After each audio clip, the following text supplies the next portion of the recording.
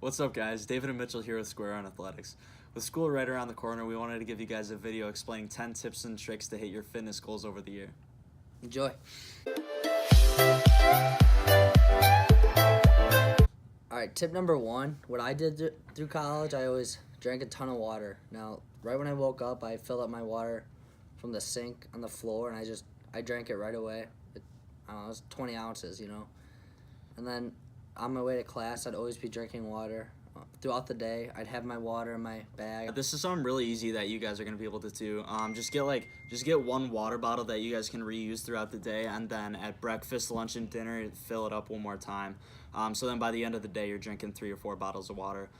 So when you do this, you feel more full during the day, so you don't need as much junk food in between meals for snacks, and then it helps keep your skin clear. So the second thing we wanted to talk about is the food court. This is something that can get pretty ugly pretty quick. You can gain your freshman 10 or 15 within the first semester if you're not careful.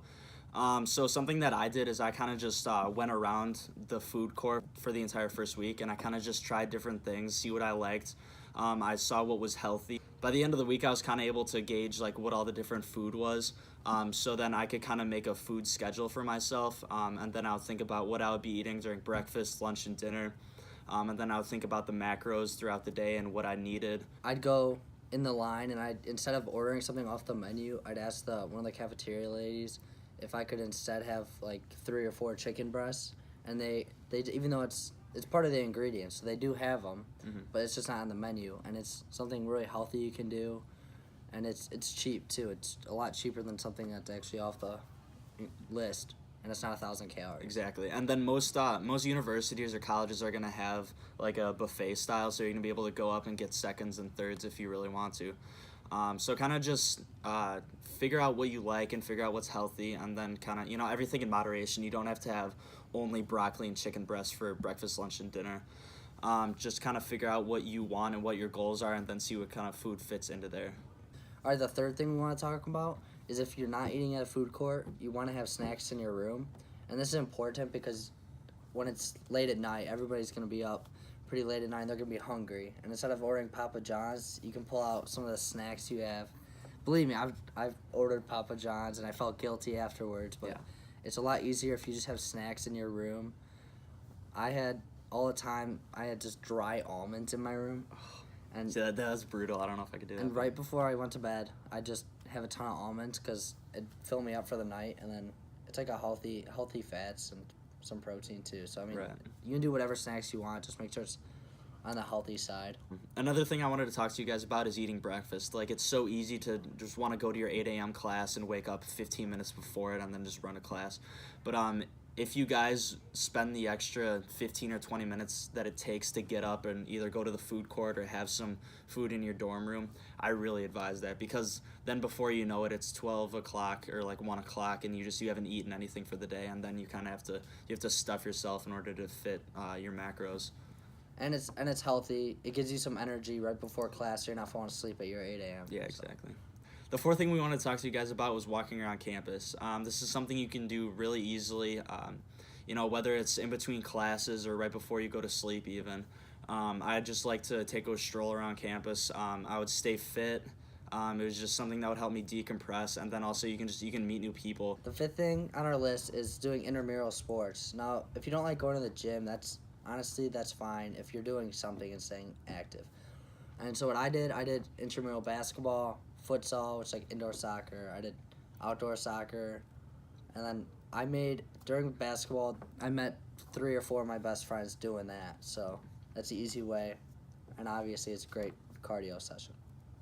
That brings us to our 6th point, which is get a gym buddy. Something that I learned very early on is that if you have somebody that's working towards a similar goal to you and is pushing you, and that will go to the gym with you, it makes it so much easier to have the motivation to want to go. So I really advise that you get a gym buddy, and then also you're going to have somebody that'll spot you. And the 7th thing on our list is always have goals, short and long term. Have them, write them down, make sure you know what they are throughout the year, because that's where you're going to be working towards. I was working on my chest this school year, and I wanted to get my bench to 225. I wanted 3 reps on 225. And yeah, I did that at the end of the year. But a good thing to do is write your goals on a mirror. Just get a dry erase marker, put them in the corner of your mirror. Every day you wake up, you see that mirror, and you're like, all right, this is what I'm working towards. So There you it's go. an easy way. Yeah, and one of the goals that I set for myself is that I wanted to reach 170 pounds for my body weight by the end of the year. I started at 150, so 20 pounds seemed a little unattainable. But if you set a super high goal for yourself, and if you come a little short, then you still made amazing progress. Like by the end of the year, I was 165 pounds and gaining 15 pounds of muscle, or what seemed to be muscle, during the years. Just it was incredible. So like I gained my freshman 15, but it wasn't all fat. So I thought that was really cool. The eighth thing that we wanted to bring up to you guys is to make a workout plan for yourself, but don't make it 7 days a week. Like honestly, if you have enough time to go to the gym 7 days a week, then you're doing something wrong. Like yeah, it's tough. I mean, it's congratulations. It's tough. If you do that, then that's fantastic.